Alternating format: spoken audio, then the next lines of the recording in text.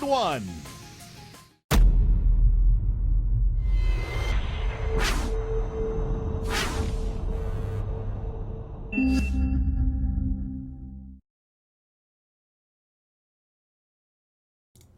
Hello folks. Oh goodness.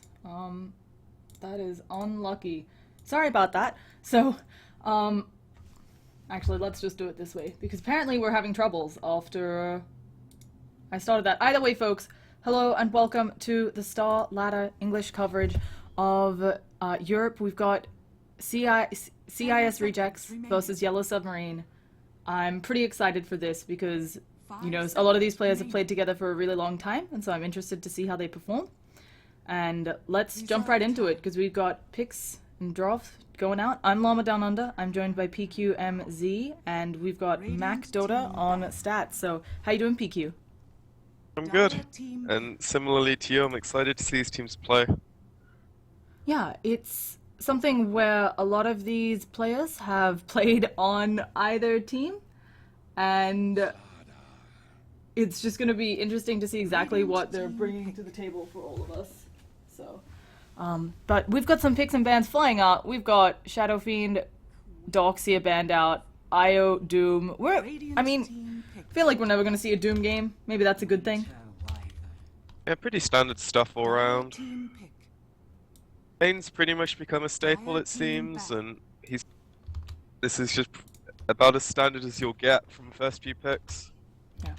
So, we'll be seeing Wyvern, Quap, I don't know, as you said, pretty standard. Bane nice here because Lockdown for Queen of Pain.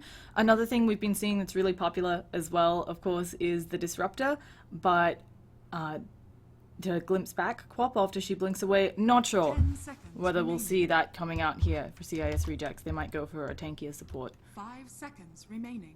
Much more niche if you want to pick Disruptor, and it's nowhere near as flexible, so picking it up early is a lot riskier. Whereas the Bane, I feel like he's just kind of cemented himself as this really strong support that mostly wins your mid lane, similarly to Wyvern, how they kind of interact with each other.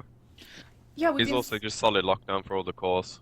Yeah, we've been seeing a lot of that action, the whole let's send 2 heroes mid, let's make sure really hard that we win our mid lane, and it's gotten super popular. But an Ember and a Broodmother, so like the Broodmother makes a lot of sense here. I'm surprised because some teams ban out the Ember, some teams just straight up ignore it.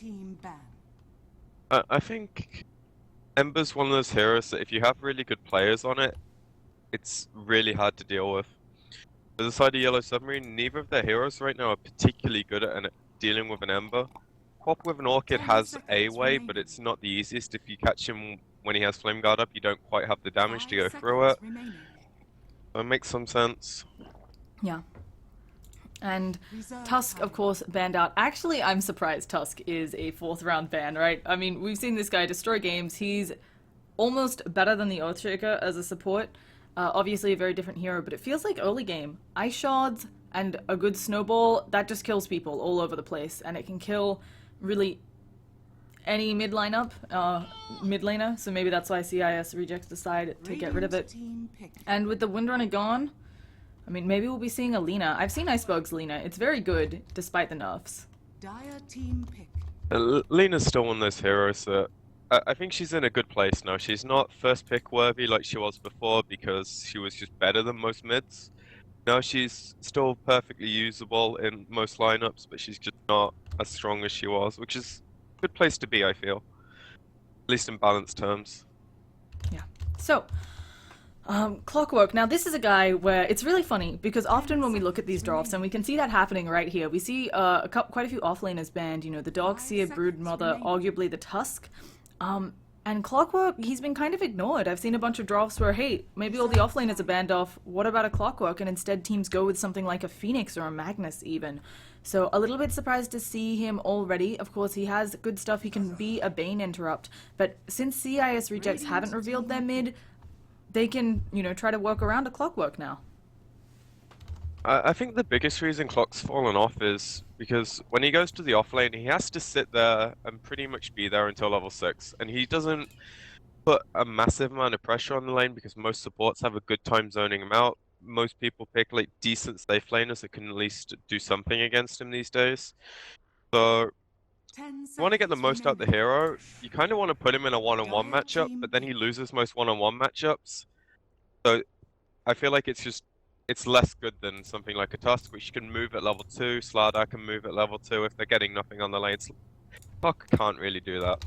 Yeah, so. It is really good against like Bane, Slardar, Dazzle, can isolate them before the fight starts, and then you don't have to worry about it. And speaking of, I mean, I wasn't expecting the anti-mage, to say the least. Obviously good against a lot of these heroes. Yellow Submarine is picked up. Queen of Pain's going to be a big int bomb. But it is something where, you know, if QoP can get up that Orchid quickly, she can bring a lot of hell to the anti-mage before he gets his Manta. And also this AA, this Dazzle, they're kind of counters to each other in that Blast, of course, is going to stop Dazzle from healing everyone up. But also Dazzle can Shallow Grave to stop people from shattering. So I think a lot of that's going to come down to how fast the AA picks up his Aghanims, because of course changing that from 8, 9, 10 seconds to the 17-second duration is really going to change things up this game.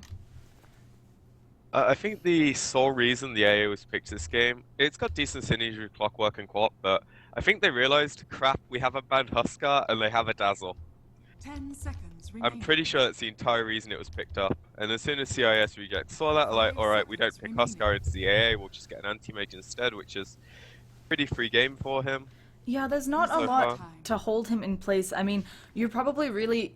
Cold Feet are very unlikely to proc here just because you need him to not blink away. You'd need another sort of stun. Maybe if Clockwork's chasing him down with Battery Assault, but there's a lot of other things to help him out here. And as you said, it's not feeling like a game where the anti-mage is terribly worried. But as we say this, we got an Alk on our hands. And I'm pretty sure anybody who watched the majors has seen what Alk can do to an anti-mage. Yeah, that was really scary. The amount of MKB procs he got pretty much won them the game, I think. So maybe YeS have a similar theory. Yeah.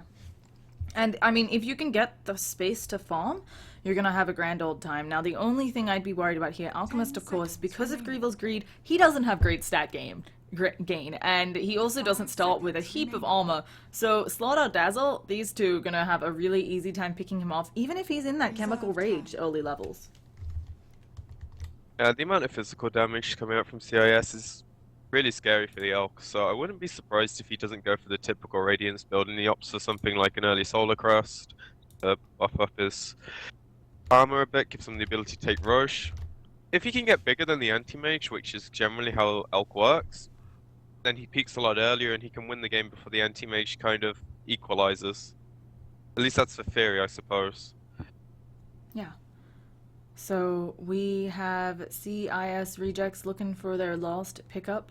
Probably got to be their mid hero. I wouldn't be adverse to Alina here. It's a bit rough against a Clockwork QoP maybe, but at this level, I'm sure all of these players know is you know about needing perfect positioning. Are there any other mids you're kind of thinking are a bit better here? As you said, Lina makes a lot of sense. I can't think too much of... Okay. I guess Invoker's not too bad. So yesterday we saw Invokers dominate the games, right? And I'm really interested here because I've casted a bit of CIS rejects. I've seen Iceberg play. He's clearly very skilled. I haven't seen him play the Invoker yet. So I'd be interested to see how all of this is going to go down. It feels like a hero that's kind of coming back to being picked again. It had a really hard time for a while and teams really went away from it. But it's kind of off my radar these days. Yeah, and I'm But actually hopefully trying they can prove... Oh, you were saying? Hopefully they can prove you wrong? Yeah, they can prove it's worth being picked. They have played one Invoker and they have a 100% win rate. So, you know, you can't beat 100% win rate, eh? Of course, as I just said, that's one game this patch on the Invoker. So, who knows what happened in that game. Yeah, but that's better than 0%, right? It gives you confidence, and if you can keep it up, then it's 2 games with 100%, and then suddenly teams are like, oh crap, they have 100% win rate on Invoker, we have to ban it. Kappa. No? Okay. Much? I was actually just fixing my, fixing some stuff. But, yeah, it also lent us to an awkward moment of sounding like I thoroughly rejected your joke. It's fine, I'm used to it. Nick now Ramses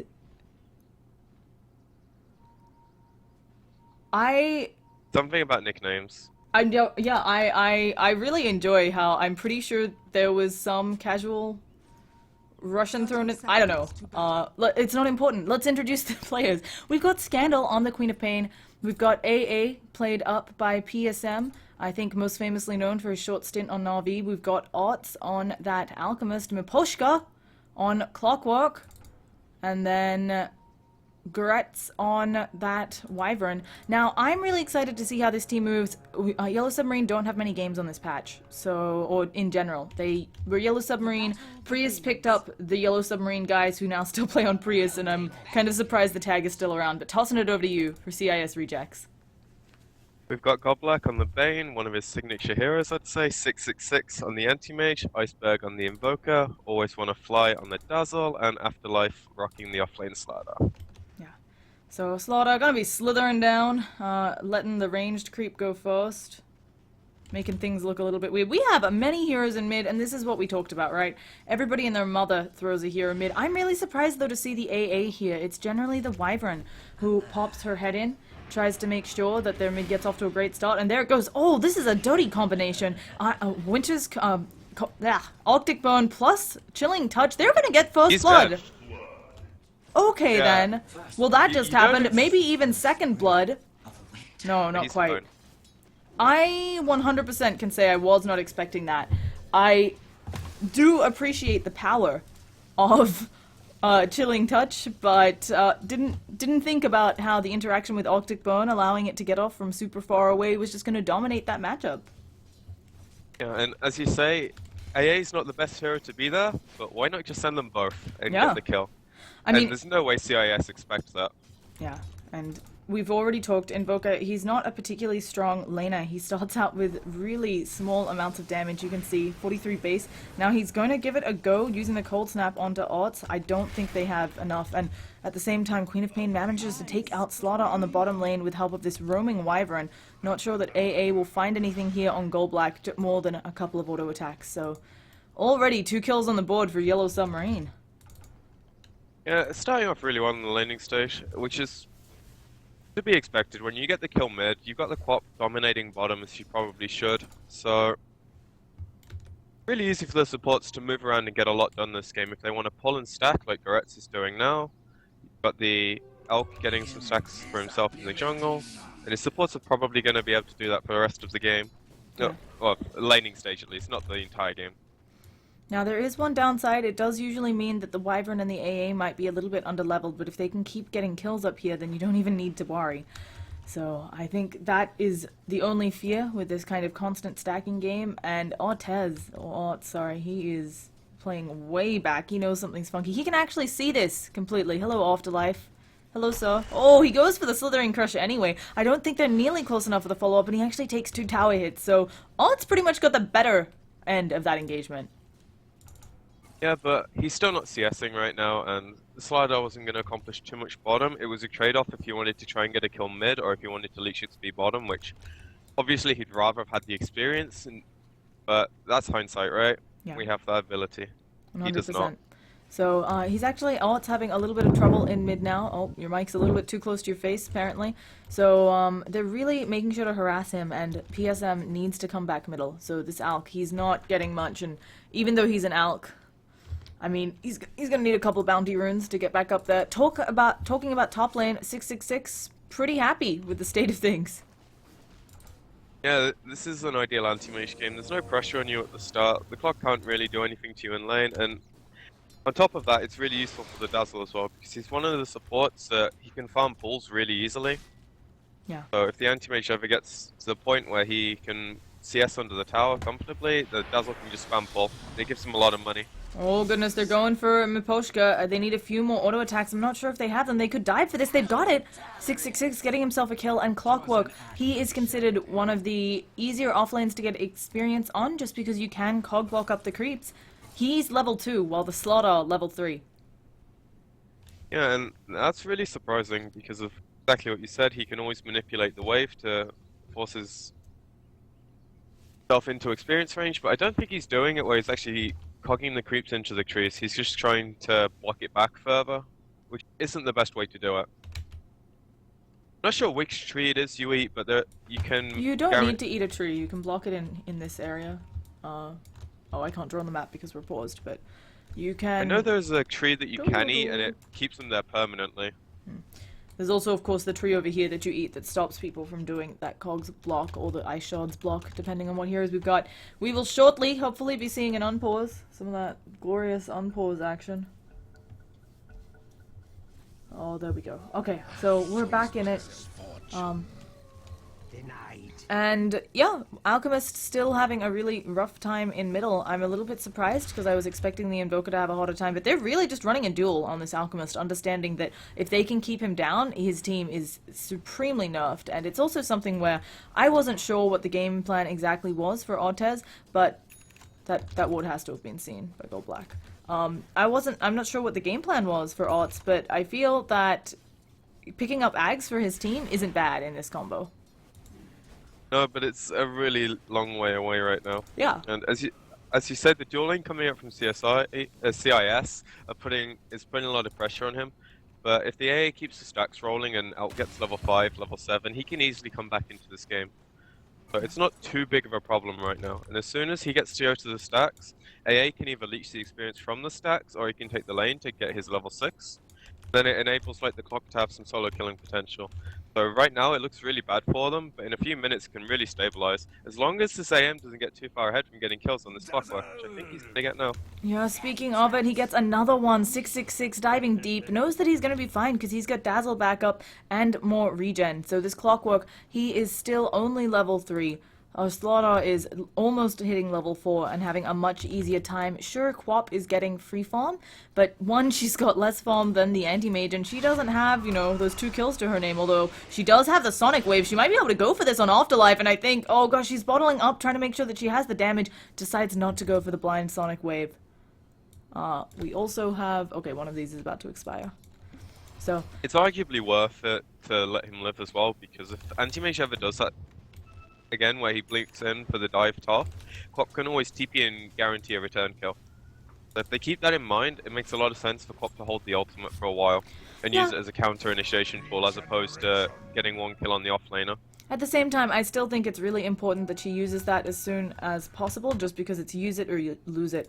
A lot of these spells with really long cooldown, I think it's better to, you know, use them once early. Otherwise, you might go till the 10-minute mark without blowing that Sonic Wave, which generally at this stage in the game can ensure you a kill unless you whiff it. So, but again, I'm sure that Scandal, you know, knows what he's doing, and we're going to see an Arctic Burn coming in. There's another Shadow Strike coming out the screen. That's more than enough, and there's the Sonic Wave we were talking about. Scandal actually taking quite a bit of tower hits. He should be fine. Miposhka, though, is in the danger zone again. Do they have the damage? The tornado, a tiny one coming out of Iceberg, and Miposhka, he tries to juke. He doesn't realize there are so many heroes here, and he goes down. That was a very ambitious tornado from Iceberg. Yeah, I think he didn't realize I'm level 5 with 1 level in Wex, and my tornado is shorter than like my auto attack range. Yeah, I mean, you know, you gotta go for it sometimes. You gotta believe, right? Exactly. And also, I think, as you mentioned, it's one of those things where you don't, oh goodness, Scandal going in again. One more auto attack will pick up Afterlife, but this is 15 seconds actually on the 12-second cooldown of Blink, so she needs to play it a little bit carefully. Unfortunately, Dazzle not finding her, so Dazzle just needed 2 auto attacks there. And yeah, PSM actually not leeching for the stacks, instead he's taking the lane, which is a good thing to do as well, because now no experience is being lost, except of course on the top lane. Yeah, both offlaners having an unusually hard time this game. I suppose Slider it's a bit more understandable because Pop's one of those safe laners that really dominates the lane, but Anti-Mage is not as well recognized in that state. Yeah. He's taking the tower as well, which is going to be a lot of gold boost for his team, unless Scandal can contest. I think it's something where they really recognized on the lineup, oh goodness, Clockwork actually has no points in Battery Assault, understanding that he needed to draw aggro off of the tower, but there's just nothing he can do. Dire Courier ends up being killed by the Queen of Pain, who's now coming up top, but she doesn't have Sonic Wave, so everybody's going to be happy. And now the Invis picked up by Iceberg, he'll be happy to take that one, maybe see what he can set up. Alright, Quap has an Aquila. I wanted to do this build, but I'm pretty sure I'd have been flamed crap for it. Okay, what's the reasoning behind the Aquila? Why not just the Bassi? I think it's just like a stat item. As opposed to getting the null, you want the Ring of Basilius in the lane, so you can sustain your mana and you can apply pressure to the tower. So it makes a lot of sense just upgrading it as opposed to getting the null, because you don't have the inventory slots to get the wand as well as the bottle and the null and have a TP at the same time. So it does make a lot of sense. It's just something that I feel like a lot of players wouldn't do. Yeah. So she's gonna be pretty happy sitting there with, I mean, she's got Tread, she's got the Aquila, whether you agree with it or not, her being an I think hero. it's good, honestly. I mean, it's a really cheap item as well for what it gives you, so it can It help is you the out most there. efficient damage item in the game if you're an agility hero. It's not as bad, but you know, it's still armor, it's still like a lot of agility, etc. And against, Not bad. yeah, against the Slaughter, or extra armor, always nice. Of course, a bit more agility gives you a bit more armor with the way that works in Dota. And they keep throwing out Splinter Blast after Splinter Blast. They've rotated more heroes to this bottom lane. I'm not sure who's going to be gone on. They're giving it a bit on Gorich, but this has to be obvious. Blinking forwards, the Winter's Curse even, and the Sonic Wave. That Dazzle is wiped off the map. Oh, you were blowing into your mic heavily, PQ. Sorry. Dire structures are fortified. Yeah, that hard life for the Dazzle. At least 2 ultimates are blown for him now, so if Dire's bottom CIS tower look is under attack. feel comfortable, they can maybe take a fight in the next 2 minutes. Yeah, I also want to mention, we were worried a bit about the supports on the lineup of Yellow Submarine getting enough farm, just because they were constantly stacking, maybe not in lane and experience range, but it's still this Clockwork. He's level 4. The next level was, you know, everybody else level 5, looking like Slaughter's very close to hitting 6. This Clockwork, he is behind, and as everybody knows, playing the behind Clockwork, awful. But at least what's happening in this game is Winter Wyvern's transitioning into a similar role that the Clockwork would be doing anyway, where he can push out the lanes and he can look for kills with the Winter's Curse. So Clock's basically just going to be a 4-position hero that's used for the hook in the cogs this game, and Wyvern's probably going to get to play that more greedy role. Now, let's talk game plans a little bit here. Ots, of course, didn't have the easiest of times. He's got, you know, 1,000 gold on him. I'm actually a bit surprised. He must have something else that he's saving up for. Does that matter? Yeah, He has the relic on the chicken. Okay. So he's just going to go for the Radiance. This is pretty standard. Probably going to go into what I like to call the poor man's Naga Siren build. And that'll be that. It's not awful timing on the Radiance, especially considering his lane. But he's going to be kind of pushing out all of these lanes, doing a good bit of damage to their economy. But they have an anti-mage on CIS reject, so are they just hoping he gets big and that he can fight him, or is this going to be 2 people kind of split pushing all over the map? I think for a while it's going to be the split push plan, because at this point of the game, the Elk is burstable, but you need this ladder to be able to initiate on him. I think the Invoker's not enough. I guess you can set it with the Tornado, but it's... YeS have ways to stop that, so it needs to be instant from the ladder. And until he has that, I think the Elk's going to be able to play Radiant's pretty middle tower is aggressively. under attack. Just Yeah. because he's going to hit level 11 soon. Chemical Rage gives you enough effective health to be able to tank through most of this, and Anti-Mage isn't a strong hero until he gets Lad's Manta later. Speaking of tanking, we have a Slithering Crush, but immediately stopped by the Winter's Curse, and now a Sonic Wave as well. Shallow Grave's not going to save this Dazzle, and Alk is showing off his Radiance. Burn, baby, burn. So, really well done there. A nice quick pickoffs from Yellow Submarine, and they're kind of, I mean, they're a little bit ahead, but it's something where I think CIS Rejects needs to be careful. They definitely have been trying to engage a few times, and Yellow Submarine are all there every time. Yeah, they're actually making a lot out of these rotations. And Oh, do they have enough auto attack damage? But Ice Smoke, he's burning down. He's gonna shatter or die as well. Gold Black if he gets hit by this A blast just off the mark, but Quap is there. And she catches what you miss. So, Scandal very happy. 4-0 and 3. I think that's still worth it though, killing the Elk. You get a lot of gold. Not only do you get a lot of Considering gold... that's even, it's insane that's even, actually. I mean, yeah, it's often something where it's even. As you mentioned, Alk very far ahead. The highest net worth hero nets you a bigger bounty. And additionally, just the fact that because of the Alk, they're also ahead as a team, it makes a lot of sense that that's even. Now, Scandal looks to be building into that Orchid, but the Anti-Mage, 13-minute Battle Fury, and Treads, and casual really headdress. fast. Yeah, it's just in case folks weren't aware. I mean, this is super fast. He did get 3 kills, but there's been changes to the creep, so this is really early timing. And he's gonna have the Manta up maybe before Quap gets her Orchid up. Yeah, that's definitely feasible if he opts to skip the Vlads.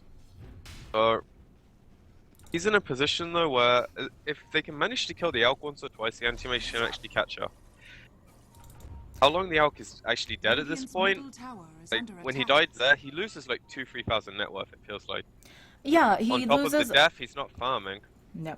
And yeah, that was the other big point to bring up. They're going for this smoke. They're wrapping around. They turn the wrong way, but they don't know it because they're also smoke. They go for the hook shot. They're going to go for a kill on one. The A blast actually doesn't end up landing, and now PSM is in a lot of trouble. They didn't hit Afterlife. He's still hitting people, but they use the Winter's Curse on Always Wanna Fly. He should go down here, but the Shallow Grave saving his life. Scandal has the ult in 1 second and gets it on 4. What an impressive ult, but he needs some backup. He might be able to blink forwards and help out with the Invoker, and they get it. A 2 for 4. Only Anti-Mage who's TPing out, getting away, and I'm really surprised that he even bothered to come in and fight. Yeah, and YeS are doing a really good job of always having the heroes there when CIS want to do something. Smoke was really unfortunate because they both kind of walked away from each other, but they always had the heroes there ready to fight when CIS were doing things. Suddenly, yeah, easy. it feels like maybe Yellow Submarine. You have to imagine these teams probably scrim a bunch. A lot of these teams have played together, including I'm pretty sure both of these captains have played either together or have played against each other a bunch. It might just be that this game, in game 1 of this best of 3, Yellow Submarine kind of has their number. They're going in, they throw out the stun onto Dazzle. This may be enough. The rocket off the mark isn't going to do it, and Art's not able to follow since he is nightmared up. So Dazzle lives to tell the tale of another day. Died there, that would have been so crushing. Like, luckily the rocket missed, but just what is it? It's level 2 Elk stun, level 1 AA blast, and he's dead pretty much off that. Yeah. So if the rocket hits, it's even worse. So That's still applicable to the Bane, arguably as well to the Invoker. He's a tiny bit tankier, but not that much. now, Miposhka has been given some space to try and catch up. Is level 8, not super awesome, but definitely no longer the lowest level in the game on that clockwork, working towards a blade mail. It's not going to be awful here. It's still going to be a bit unfortunate from the standpoint of it's pretty late, but there's a lot of small, not so tanky heroes that the blade mail could do good work against. Iceberg, it feels like he's been this close to this orchid for quite a while, and just not able to make it work since he's been picked off a few times now. It's not a bad timing considering the amount of kills he's been in and how many deaths he's had, so Yeah. once he has that, then the supports from YeS have to play really carefully, because generally you have AA or Winter Wyvern kind of on their own quite a lot. They want to push out lanes or getting farm while the other heroes are together, and if Invoker can find those heroes with an Orchid, they're very squishy, so you can get a lot of kills from that. I also wanted to mention, after that engagement in the bottom area over here, we had Wyvern sitting at around 2,000 gold. Wasn't sure if she was going to go for the Blink Dagger or the Glimmer Cape, but Goret's already picking up that Blink, and suddenly this gets a lot scarier for CIS rejects. You already had to worry about the Arctic Burn initiation from the side, but with a Blink Dagger as well, this Wyvern can get in from super far away, and this is a just random TP out from Dazzle, it almost feels like, maybe wanting to help make sure that they're fine on the Roshan, which it looks like Yellow Submarine have no idea about, even though Quap has a haster, and that's gonna be easy Roshan. And And they give it Invoker! to the Invoker as well. Yeah. That makes a lot of sense actually, because the anti-mage is not going to want to be coming to these fights. He's farming really efficiently, opts to pick up the Vlads, and he has it by, I'm going to guess he had it around 15 minutes, and on top of that he's got another 1,000 gold.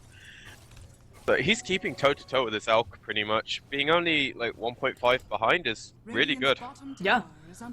Not playing poorly at all, and it helps a lot the early kills that he has to his name. Now, Alchemist probably actually building the Octarine here with that casual vitality booster, but you can never be too sure. And it could just be nice casual one. We've got a big smoke rotation coming out, and can they catch the anti-mage? They use the Winter's Curse, they need a little bit more damage, but they have it, more than enough. And that is going to be anti-mage down. A huge kill for the lineup of Yellow Submarine as well, and it just makes a lot of space. So, yeah. They might be able to transition into tower as well though. The only thing is they don't have their ults, so CIS might feel confident enough to fight into them. Slider has no blink though, and I think he got They scouted just in the saw trees. him. Yeah, they should have just seen him. They drop a sentry under the tower. Oh goodness, and they hookshot onto Afterlife. He tries to use a Slithering Crush, finally gets it off there. Silence up on Miposhka. He's actually the first one to die in this engagement. We have a big EMP. Scandal's not going to be able to blink away, and manages to get it off in time instead of taking the EMP, but still in a lot of trouble. Iceberg having the Cold Feet proccing, and it looks like Wyvern, Gorech, that Blink Dagger already doing good work. So he gets out, AA Blast gonna casually fly up. Actually no, doesn't hit anyone. And even if it did, it would just be one of those nice little tickling AA Blasts that we all love so much. Meanwhile, the Elk's just farming away, so it's even better that they rotate the heroes up there. Sure, they don't get the tower, but they make so much space for the Elk, and he's also going to be able to push out lanes. Yep. So, it's really awkward now. Yeah. He's got his Yasha up. He's going to have that Manta soon, and he is feeling A-okay. I feel like the Manta's going to be really good knowing that the Invoker has the Orchid now, and you can also get rid of amp damage, etc. So. Oh? Well, the courier? No, they reroute the courier. I mean, it's probably just trying to optimize, capitalize on that poor man's Naga Siren build. But as you mentioned, there's a lot of other benefits. Odds points out that he has just walked over an Invoker, and oh goodness, right under a Sentry. Gold Black, that's not where you want to be. The silence for good measure. Gold Black's gonna go down. Iceberg not starting anything. He doesn't have allies anywhere nearby, so. Deciding to play it safe, and Afterlife and a lot of other heroes I feel like on CIS rejects just want one more item. You know, the Slaughter is getting close to a Blink Dagger. If he can just get there, this game gets a lot easier for them. Unfortunately, it's taking him such a long time because he's pretty much been given the hardest role in the team of finding farm where there is none. And Teammate is taking like the lane plus the woods, Invoker's taking the mid lane if it's ever there. Then Slardike just gets like 1 or 2 creep waves from a really awkward spot. They've got the silence out onto Odds. They need a little bit more damage. I think they have it, and he goes down, showing the power of that amp damage. And again, every time Alk dies, not only a huge bounty for the folks on CIS rejects, yeah, they just got a 1,500 gold swing. It's also a really big deal because he's, oh, the cook shot's off the mark, but Afterlife, he's gonna be taking way too much damage, and Slaughter down. It's also big because, as we talked about, Alk not farming. Alk's just lost about 2,000 net worth probably there. And they get the mid tower just opening up the map for CIS rejects. It's the same thing with both cores. Elk to a bigger extent, but if either of them die, they lose so much money, and time on the map is like the most important thing for both these heroes. Yep. Now Miposhka's gonna be, yeah, Miposhka's gonna be caught out. He's dead. Goodbye, sweet Clockwork Prince. TP coming out from Wyvern just a little too late, and even if it weren't, he has no mana, so. This Invoker's putting a lot of pressure on the map now. Managed to get his Orchid, get this Aegis, and he's got 3 kills since. It feels like a lot of Invokers that we've been seeing, they just kind of roam around using that Ghost Walk to try and get pickoffs, and even if the pickoffs don't latch, they manage to make a lot of space for their carry. Now, this is the last smoke that they have on Yellow Submarine for 4 minutes. They have to get something with this. Unfortunately, nobody's in the jungle. A lot of the heroes for CIS rejects hanging out on the bottom lane, and they're looking for an AM. Not gonna find one. At least they're getting the wards out though, so if they don't get anything now, it's at least setting up for some possibilities later. And it also gives them a lot of information of where CIS aren't. They can figure out where they are.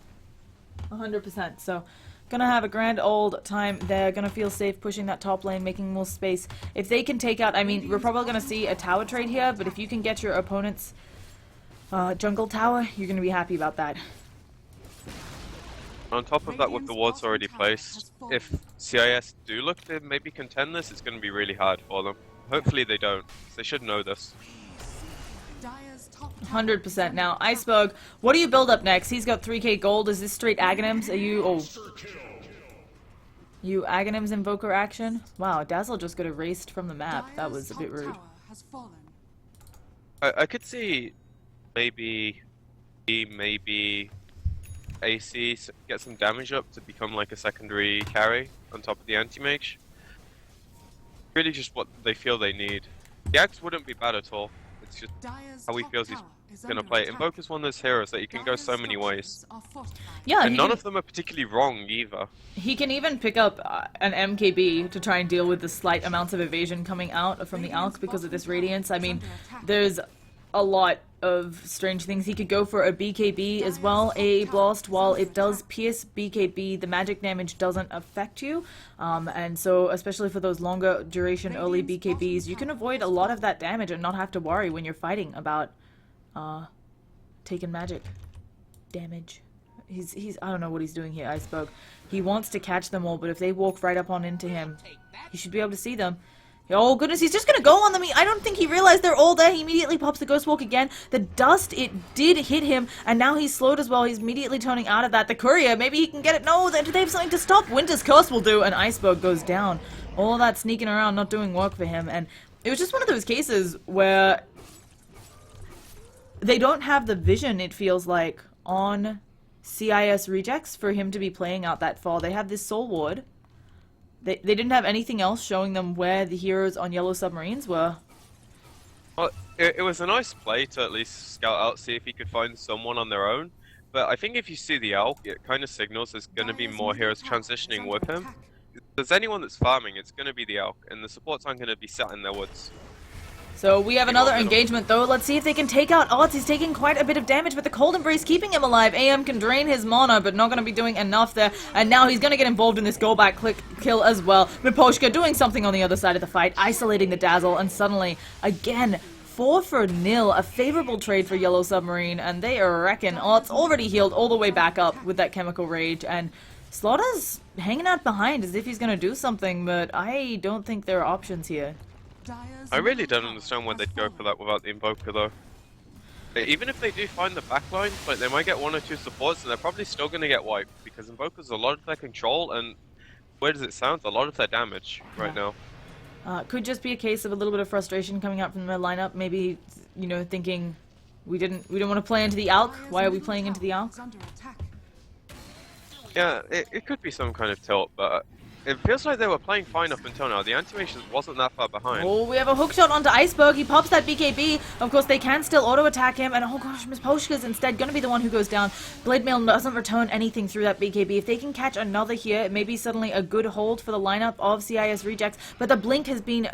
you can't use it when you're Shadow Striked for the Slaughter. So he's just going to have to trail along. And if he goes in, this may be giving up some of his life. It looks like they're deciding to disengage on CIS rejects. Middle tower is under attack. I kind of wouldn't be too unhappy with trading the Clock's Life, who's basically a 4th position hero, for a BKB charge. It sounds really weird, but it might not have been the worst trade, because I don't think they were going to get the tower anyway. Yeah. Now, let's do a quick look over items, because we've had a lot of stuff come up. There's going to be an AA Blast. They might be able to get over in time to contest, but it is hard against a Slaughter amp damage. Dazzle already has up the Solar Crest. This is going to be really nice, helping his team out. We've also, on Iceberg, he's finished up the BKB that you just mentioned. Still working on the Glimmer Cape for Bane, but he should be able to get that based on his gold. And, of course, Slaughter just having the Blink. Oh, goodness, they're going to run right into each other. They know the AA Blast down, so maybe that's something. A Winter's Curse coming out onto Afterlife, but Iceberg staying far enough away. But PSM, he's Cold Embraced up. They can't get more damage onto him. A really long-ranged, oh goodness, what is AM doing? He ran right into them. He's just going to take too much damage. Shallow Grave coming out. There's a buyback from AA. This means there's going to be a big AA blast coming at some point. In 666, he loses that Aegis immediately. He's not even respawning in the best of places. Scandal has the Orchid ready. AM, he's silenced up, doesn't have that Manta for 15 more seconds, and now he's AA blasted as well. Dazzle does have another Shallow Grave, could use that for his teammates, but instead Iceberg going in deep may just fall to these auto attacks. Do they have more vision for him? Yes, they do. Gem on the Queen of Pain, and now they're still going. Gold Black, he's gonna take a tumble. AM survived, but at what cost? And Gold Black actually may get out. Well played there.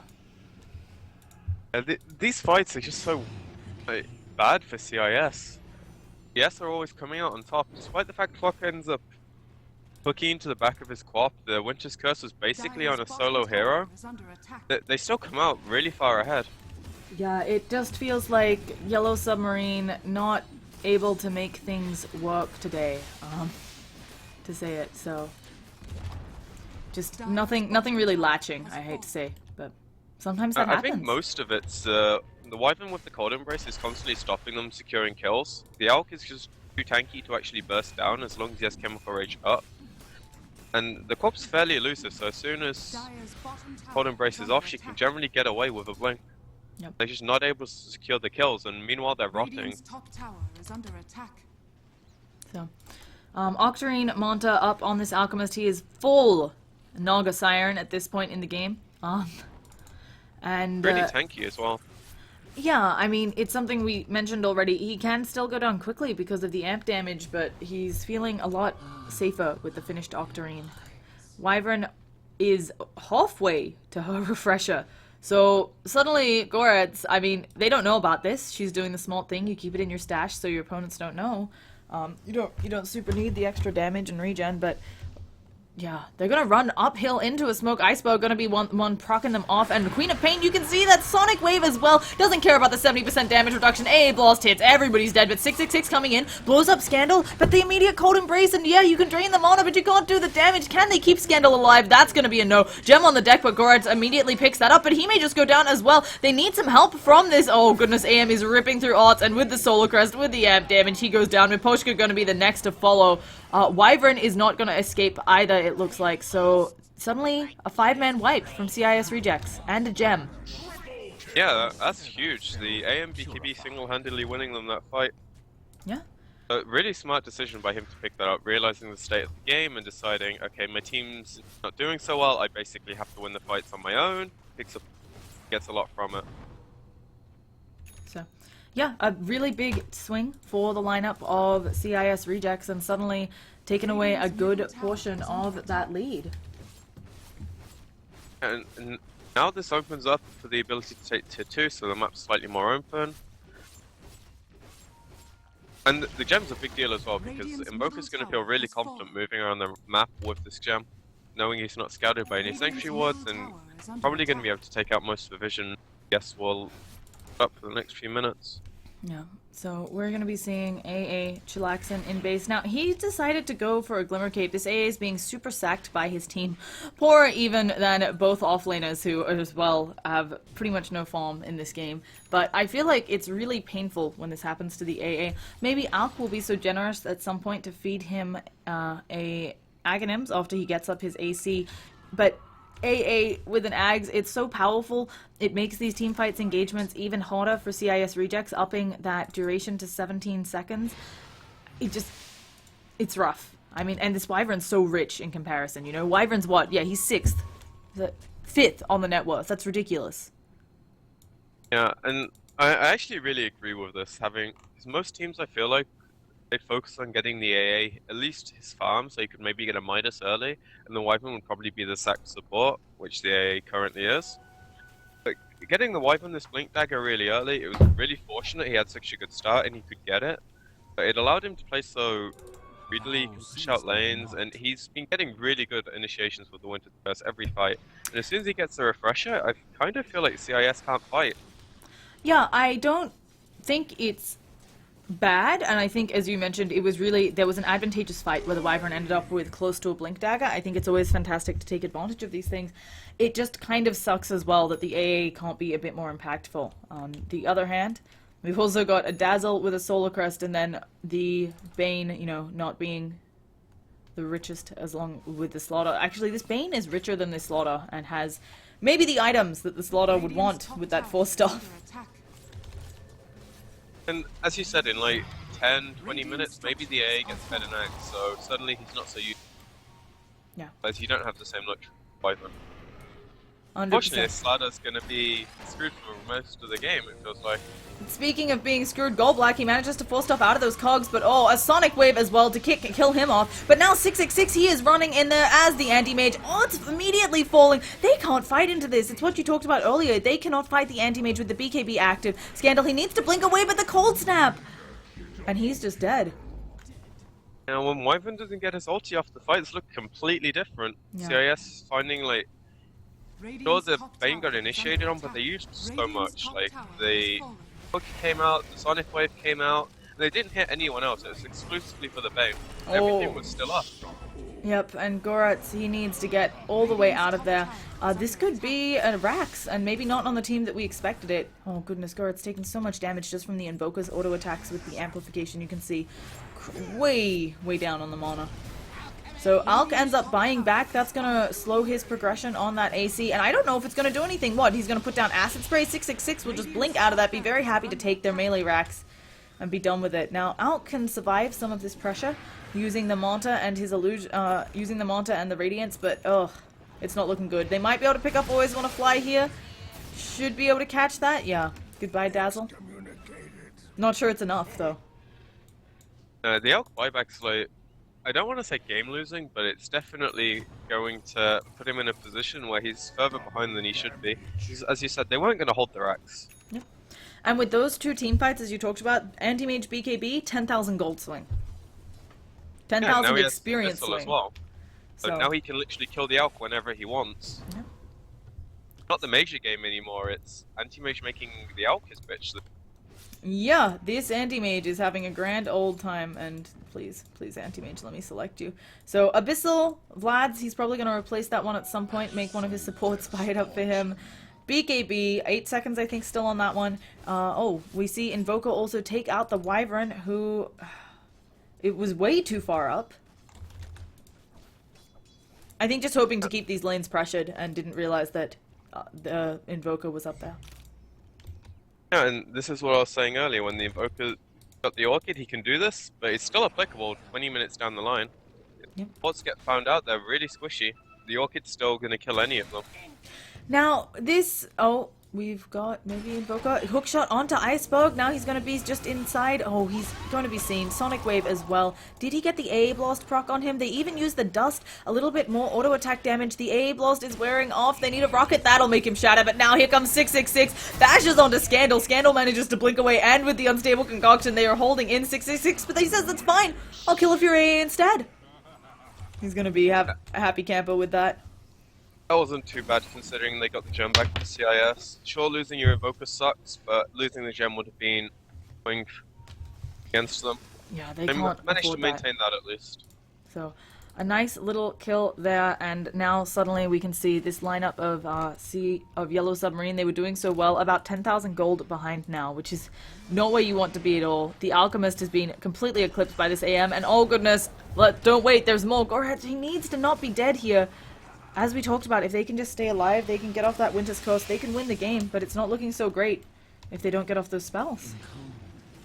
And he's still like 1,000 away from Refresher.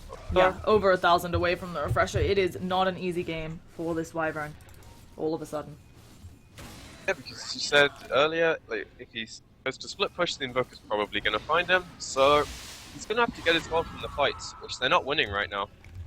Now, what do you do here? You're against a huge AM. Do you just try to wait it out? Maybe you get Aghanim stuffed into people by this Alchemist, although he needs to still finish that AC, and he has item slots after that.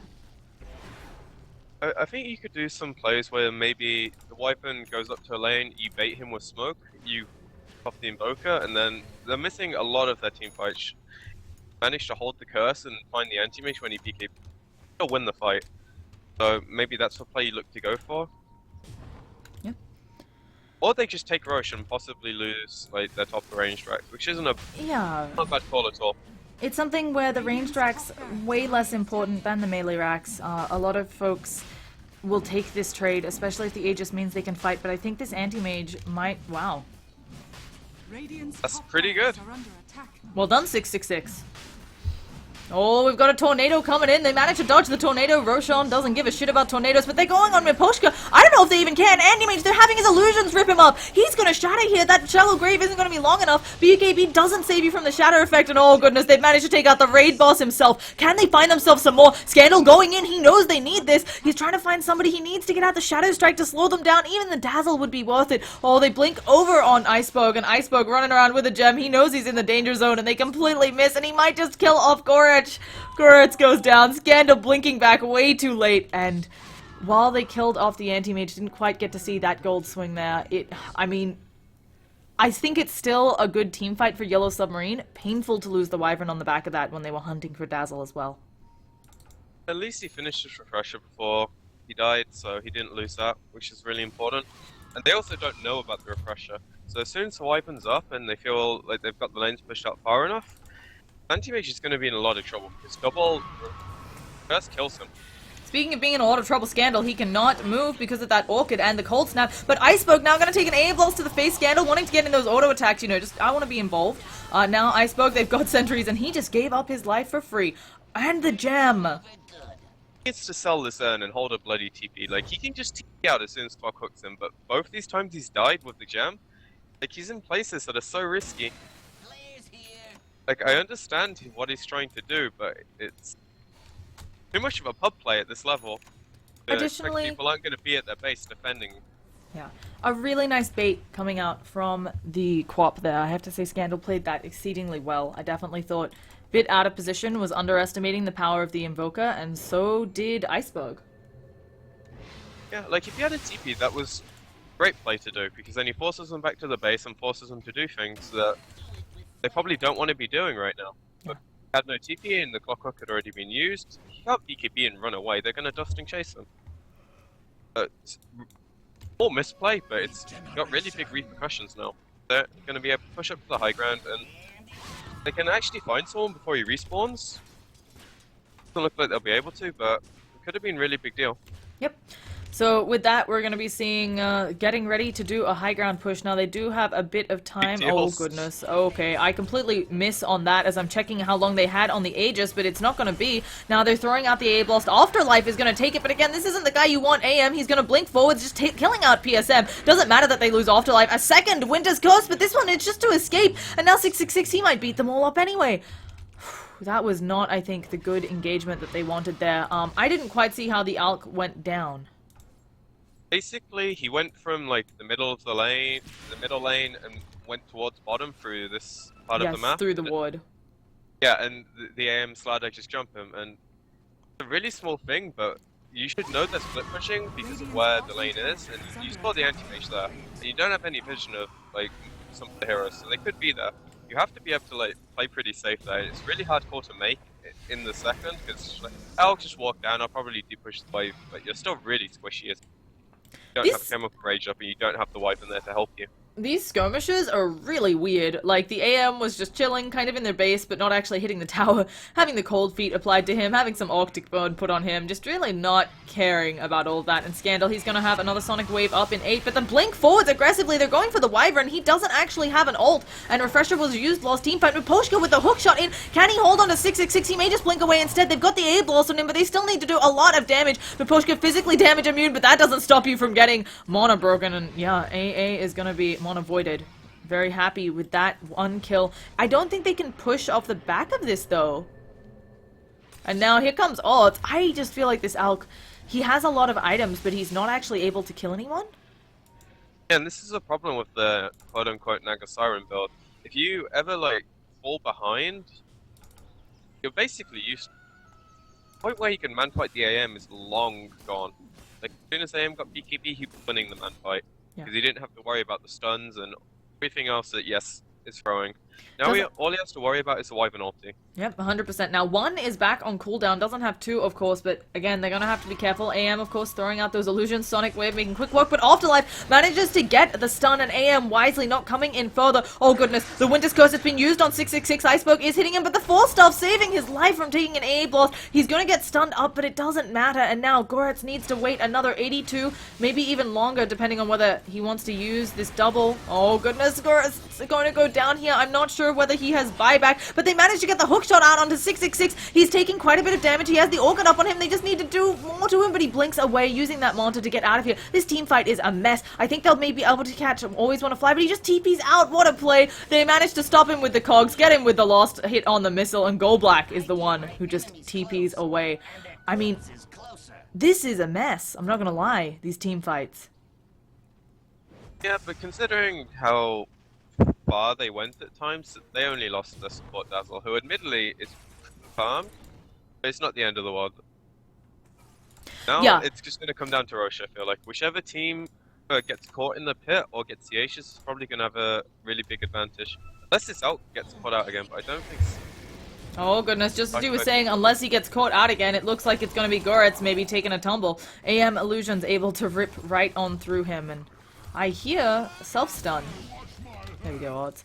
But, as we say, this Iceberg, does he know where Scandal is? And Creep's pushing into their base, you know? Goodbye, Moonwalls. Yeah, and all kind of structural damage is relevant when you have an anti-mage. And even Invoker, they're both really good at split pushing. Yeah, so let's quickly look over buyback status. We've only got 2 up on the lineup of Yellow Submarine. Of course, AA can't buy back for another 3 minutes, and the other 2 need more gold. We've got only 2 buybacks on CIS rejects, but not a lot of action has been happening near their base for about the last 15 minutes after that AM got that BKB. And also quickly checking over items because, oh, first of all, net worth shot, folks. Look at that, this game, back and forth. But, I just wanted to mention that Quap picked up the Scythe of Vice, Alchemist finally finished the AC, is still holding onto the cheese, and a lot of gold. I think it's time to start shoving Aghanim Scepters into people. And, I don't think he can. You don't think he can afford it? Oh goodness, Quap, she blinks forward into a bunch of them. I'm really surprised they didn't go on her. 666 force-stuffed again out of the AA blast, and then with the hook shot whiffing, that should be the end of the engagement. But they know that Art's self-stun. AM may just go for this. Instead, he's ripping apart Gorge. Now they don't have Wyvern ult, they don't have one, they don't have two, and the Fiend's Grip. Art is down for the count as well. Both of those heroes do have buybacks, but they need to get all the way back in their base. Oh goodness, are they going to catch out the AA as well? Why the fact that he's might like just the be lowest net worth hero, that's a really big deal. The other two you said have buybacks, but not having to worry about the AA ulti is really important for the AM. The reason I said Alt can't really go for the axe is because he needs to be relevant in the fights. Right now, he's just like a walking mischance. That's all he really does. And he isn't when they have their BKBs up, so... Most of his stuns aren't even hitting because he's not mobile at all, so he needs to get like an abyssal, he needs to get like 2 other items. Yeah. Sell the stuff that he's been used to get farmed for the game. So he needs like 10 minutes, which is, I don't think CIS will give him. I agree, and now AM has up that hot. He just got harder and harder to kill. I think even if you Winter's Curse the AM, his teammates aren't strong enough to kill him off. No, and at this point I don't think the Alk is either anymore, so about like an abyssal on his end, and he just blew another buyback, so it's going to be an even longer road towards it. Yep. I don't think the AM is killable. So He can even like go for a Moonshard now as his 7th item. Unless he wants to hold for buyback, which is definitely the safer option. I feel like he doesn't need it right now. yes, why not Moonshard? Why not? So 525 lost hits on this AM. I like that. That's a nice looking number. Got way over 10 a minute. Indeed. Wait, no. Am I really bad at math? I can't be asked to think, but yeah, he's farming really well. So End of the point. And look at the rest of the team. Like, Oka's suffering for it, but he's still being really relevant in his fights. Tower is under attack. Possibly the biggest play he can make is Lincolnzing the AM when he blinks in and stopping a Winter's Curse. I think it's Lincolning. What Lincolnzings? Uh, What were you applying using? the Apply? Yeah, I Lincoln think you to got. the I think you have to say applying a Linkarino to the yeah, AM. Yeah. On top of I'm that, fine with that. he basically just a walking alacrity and a loaded CC. So Yeah, we he's Superman at the moment. haven't gotten to talk about it yet, but because of course this Invoker getting up in the levels, I mean he's only about to be level 20. It's still good enough that his alacrity is hitting pretty hard, and of course adding lots of bonus benefits. You can just be the buff him up Invoker. I mean, this used to be a popular build where the Invoker's like, yeah, I'm gonna alacrity, I'm also gonna get necro creeps, and I'm not actually gonna kill anything, but everything I own will give passive attack speed auras, and we're just gonna hit like trucks. And on top of that, as soon as he gets a few more levels, he's got an AoE Ravage. What more can you ask for from a hero? Ah, yes. So, always feels good. Now let's see. This Roshan is apparently the next point of contention, but this is really rough for Yellow Submarines. It felt like they had such a good early game, and now every time they try to take one of these fights, they're going to be losing damage on their 2-4s. So it is not easy. Now looking at the vision, Yellow Submarines, they did see that tornado go out. And of course they do have rockets and AA blast, but they can't use the AA blast here just because of that cooldown. They have to be really careful. And I think CIS rejects, they're happy. Your base gets pushed in by creeps, we still win. Yeah, and on top of that, they've got 2 smokes in stock, so if ever they want to make a move, they have the ability to do that. Let us discuss the Shadow Blade up on the Slaughter. What do you think that's about? Do they just want to sneak up on people who have a gem? It's gonna be an AA blast. They get the Winter's Curse out, but Iceberg, he's taking no damage from it, and oh goodness, it looks like Scandal is gonna be down. Gorich is being picked up by 666, and this might just be the GG. The gems are on the deck. Invoker has bought back because he was taken out. They might be able to kill Always Wanna Fly, but oh, it's now, he's Abyssal Bladed by the Anti-Mage. No, it looks like he's just stunned up. He's gonna manage to throw out the stun. The Anti-Mage making quick work of the AA, and now Alt needs to escape, needs to hightail it out of there. Anti-Mage gets the bash. Will he get more of those? Oh gosh, and Alt, he no longer has the ult. It should be coming off of cooldown very shortly because he has the Octarine. He needs to run, he needs to hive, he'll probably pop it here. He throws the, oh goodness, the BKB is back off cooldown and there's no chemical rage in the Orchid. That's GG, I think. I don't think there's a way back into this. They don't have buybacks. Yeah, that's much all she wrote, I guess. So And looks. I've got to say, this anti-mage pretty much turned the game around single-handedly. The choice to go PqB won like the following 2 or 3 fights. Has fallen. Yeah. Radiant's middle barracks And has fallen. with that, we have our first game in the bag. Pretty action-packed. It started out very slowly. I was a bit worried, but now 34 to 34, 48 minutes in, I'm pretty happy with this game. Final thoughts? That's kind of what happens when you get an Alcon AM. The early game's generally pretty stagnant, and then it picked up a lot. Yeah. I definitely think play Alcon to anti-mage again, you go for a different build. Yeah, I agree that the Bash Brothers way is the way to do this. Now, once again, I'm Llama Down Under. I've been joined by PqMz. We've also been joined by Mac_Dota on stats. Please show him some love on Twitter. That's his handle. PQ and I would love feedback. You can leave that at Llama Down Under on Twitter, Twitch, and Facebook. We'd love to get better at the casting. And now we're just going to have a few words from the Starlighter sponsors before we get you really quickly into the next game. So have fun, folks, and we hope to see you around for game 2.